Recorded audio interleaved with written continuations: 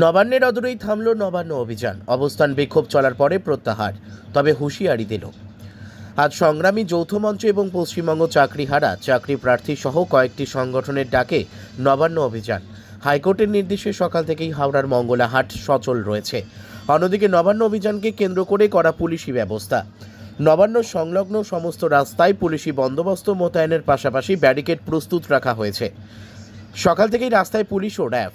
Howrah station থেকে অনতি দূরে গ্র্যান্ড ফোর্সো রোডে আন্দোলনকারীরা বসে পড়েন, হাতে প্ল্যাকার্ড নিয়ে প্রতিবাদ জানান।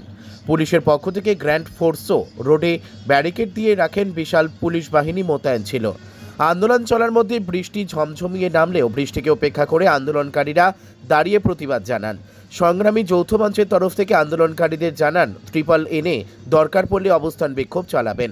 তারপর অবশ্য তারা আলোচনার পর আজকের নবান্ন অভিযান আন্দোলন প্রত্যাহার করে নেন এবং আগামী দিনে একত্রিত হয়ে বৃহত্তর আন্দোলন করবেন বলে জানান। ব্যুরো রিপোর্ট, আমাদের টিভি। আন্দোলন যেভাবে চলে সেটা চলবে। দেবেশিস দেখ একটু বেরোতে হবে। হ্যাঁ দেবেশিস চলে যাবে ওখানে সঞ্জীব নিয়ে। কোথাও গিয়ে আন্দোলনের যে তেজ সেটা কোথাও কি যেন ম্লান হয়ে গেল মনে হচ্ছে।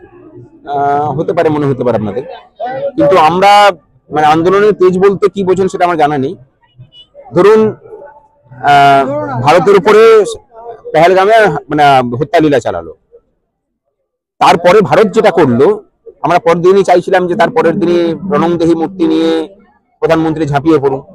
প্রধানমন্ত্রী তার সময় সুযোগ বুঝে ঝাঁপিয়েছেন এবং যে শিক্ষা পাকিস্তানকে দিয়েছে সেই শিক্ষা নিয়ে আগামী কতদিন পর্যন্ত পাকিস্তান আতঙ্কে ভুগবে সেটা নিয়ে চাপ আছে।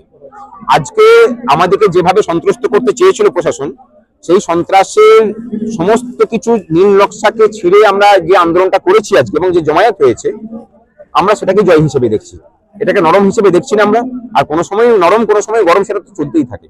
আচ্ছা, আপনারা তো জানতেন মুখ্যমন্ত্রী আজকে বীরভূম যাবেন, তাও আজকে সেটা এই যে আপনাদের আন্দোলন অব্যাহত রেখেছেন, অথচ দেখাও করতে পারলেন না। আমাদের জানাটা আগে ছিল নাকি মুখ্যমন্ত্রী পালিয়ে যাওয়াটা আগে মানে পরে হয়েছে? কোনটা?